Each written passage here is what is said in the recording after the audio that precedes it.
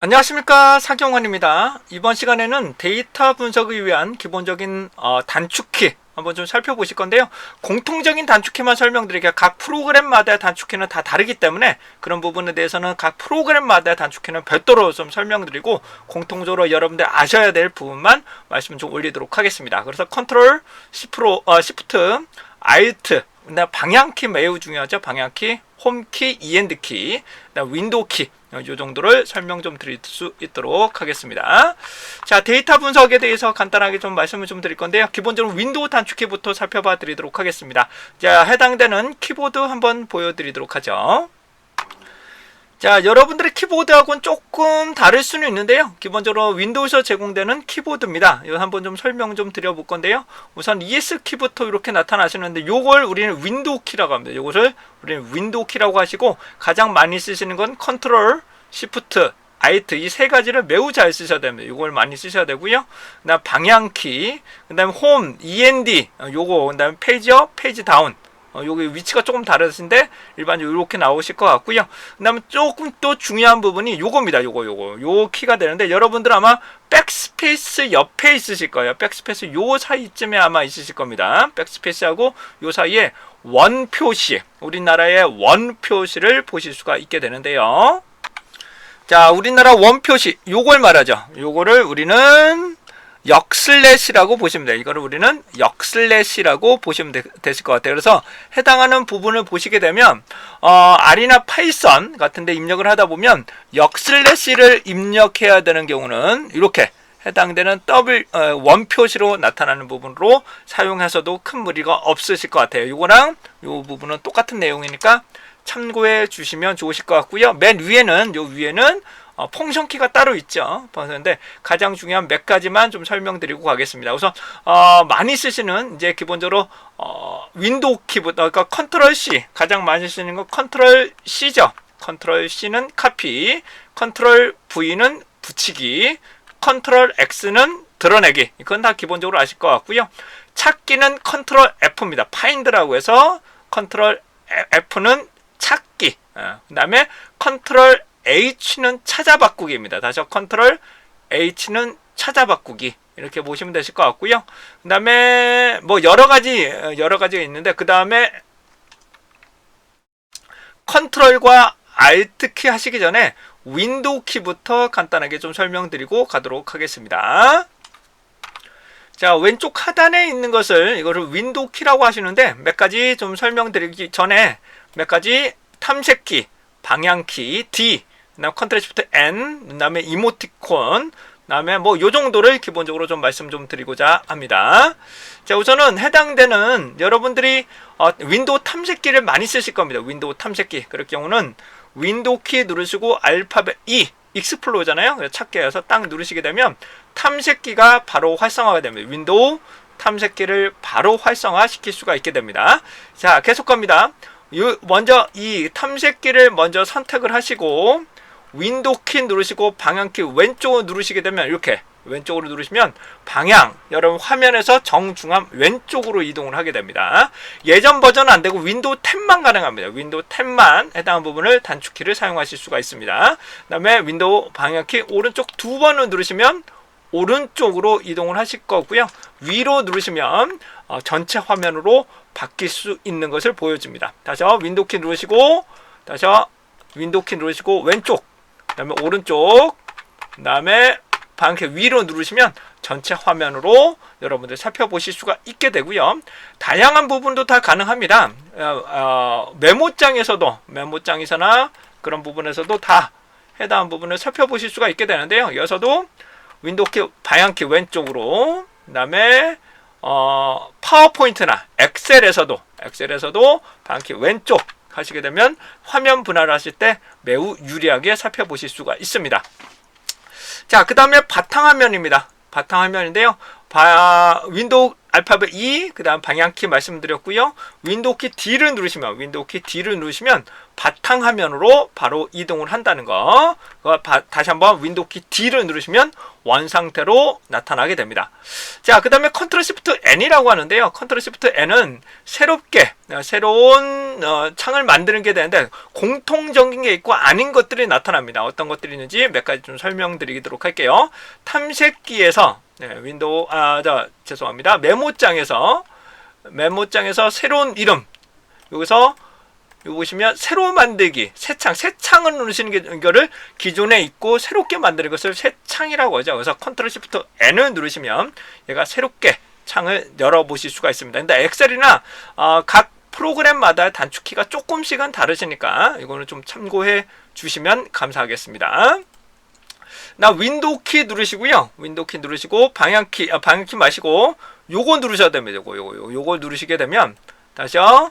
윈도우 키 누르시고 요거 누르시게 되면 기본적으로 해당되는 이모지 혹은 이모티콘이라는 것이 활성화가 되실 겁니다. 그래서 해당되는 다양한 해당 부분을 살펴보실 수 있고, 얘는 UTF-8 기준의 이모티콘이라고 생각을 하시면 됩니다. 이거를 누르시면 엑셀에서도 메모장에서도 다 입력이 가능합니다. 자, 그런데 여러분들이 보시는 것처럼 한자 키를 누르면, 여기서 한자 키를 누르면 특수 문자로 바뀌시는 거 아시죠? 한번 보여드리도록 할게요.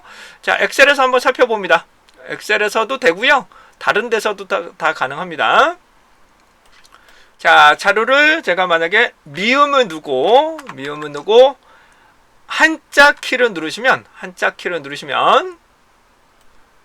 한번 해볼게요. 미음 누르시고 한자 키를 누르시고 여기서 탭키, 요 탭키를 딱 누르시게 되면 이렇게 요가처럼 해당되는 부분을 특수 문자로 바꿀 수가 있게 됩니다. 좀 많이 쓰시는 거, 요런 거 좀 많이 쓰시죠? 이런 것들을 많이 쓰시는데, 그 외의 것들은 보시면 티귿을 누르고 한자 키를 누르시면 여기서 탭 키를 눌러보세요. 요게 가운데점, 가운데점이라고, 가장 근접한 가운데점이라고 보시면 됩니다. 그래서 메모장에서도 다 가능해요. 메모장에서 다 사용하실 수 있으니까 참고해 주시고요.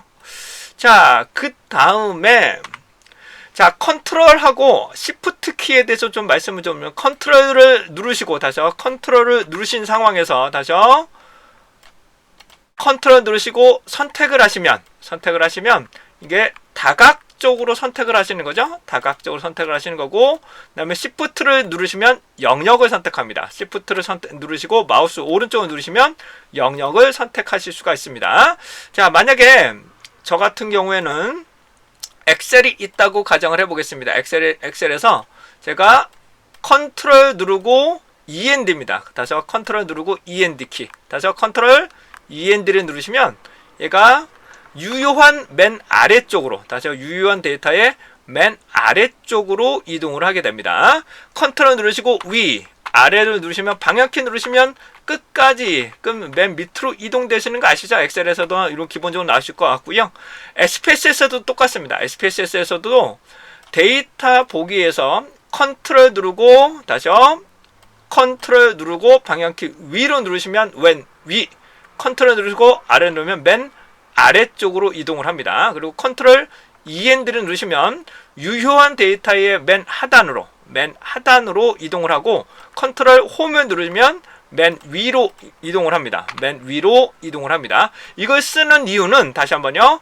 컨트롤 누르시고 마우스 키보드 오른쪽을 누르시면 이 유효한 데이터 변수명하고 끝까지 잘 들어가고 있는지를 확인하실 수 있고, 컨트롤 END를 눌러서 맨 아래쪽에 유효한 데이터, 즉 이렇게 밀리는 게 이렇게 해당하는 부분, 그래서 밀리는 게 있지 않은지를 확인하기 위해서 컨트롤 END, 컨트롤 홈, 컨트롤 방향키를 통해서 보다 원활하게 살펴보실 수가 있을 것 같습니다.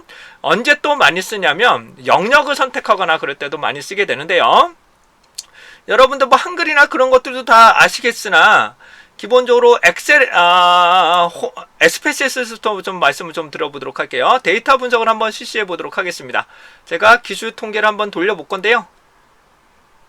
기술 통계 옵션에서 제가 모든 것을 다 선택을 하고 그냥 한번 보여드릴게요. 확인을 누르시면 요 표가 나옵니다. 요 표가 나오는데 얘가 짧아서 그렇지 이게 많다면 얘가 이렇게 드래그 하려면 이게 귀찮습니다. 이게 드래그하기가 상당히 어렵기 때문에 이거 어떻게 하냐, 선택하시고 컨트롤 시프트 오른쪽 다시요. 여기 선택하시고 컨트롤 시프트 오른쪽을 누르시면 맨 오른쪽으로 이동을 합니다. 맨 오른쪽까지 이동을 하고요.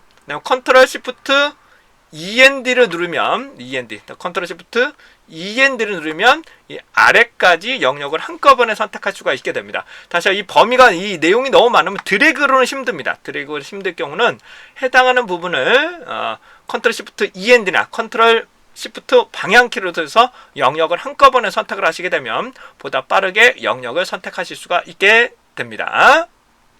자, 다시 한번 좀 보여드리도록 하겠습니다. 빈도 분석에서 제가 만약에 많은 내용을 여기서 전체를 선택하는 건 컨트롤 A예요. 전체를 선택하는 건 컨트롤 올. 그래서 컨트롤 A가 됩니다. 오른쪽으로 넣으시고 제가 그냥 통계량에서 전체를 선택해 볼게요. 전체는 아니고 이 정도만 선택해 보겠습니다. 확인을 누르시면 이 범위들이 나타나는데 해당되는 이 통계량을, 이 부분을 다 일괄적으로 선택하기가 상당히 어렵습니다. 이 부분을 이렇게 다 선택하기가 드래그로만 하기는 좀 많이 어려워요. 그럴 경우 어떻게 하냐, 컨트롤 시프트 오른쪽으로 누르시든지 컨트롤 시프트 END를 누르시면 영역을 전체적으로 선택하셔서 해당되는 썰 서식이나 표에 대한 서식들을 셀 특성이나 이런 것들을 아주 쉽게 선택해서 변경시킬 수가 있게 됩니다.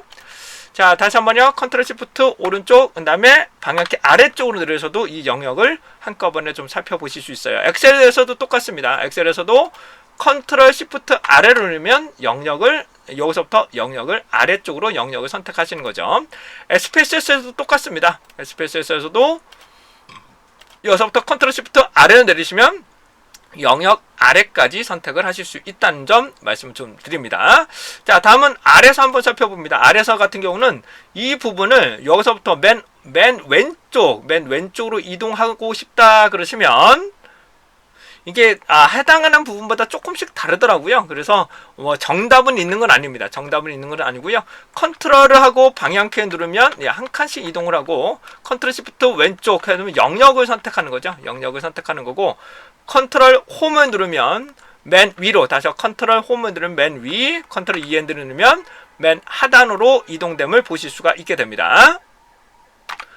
자, R 같은 경우는 Alt 키를 누르시고 방향키를 누르시면 이 앞부분에 맨 앞으로 이동하거나 맨 오른쪽으로 이동한다는 거, 그런 것들이 나오시기 때문에 Alt 키, Shift, 컨트롤 키 같은 경우는 자유자재로 사용하시는 것들을 적극적으로 권장드리도록 하겠습니다. 근데 하다 보면 여러분들이 계속 손에 앞으로 가거나 뒤로 가거나 영역을 전체로 선택하는 부분에 대해서는 단축키가 해당하는 부분을 프로그램마다 조금씩 다르기 때문에 그런 부분을 계속적으로 습관적으로 살펴보시고, 저는 현재 여러분들하고 공통적인 내용들만 설명드리고 있습니다. 다음은 좀 유용한 단축키에 대해서 살펴봐 드리도록 하겠습니다. 자, 이상으로 기본적인 단축키 말씀드렸고요. 다음 시간에는 좀 더 유용한 단축키 몇 가지를 좀 더 살펴봐 드리도록 하겠습니다.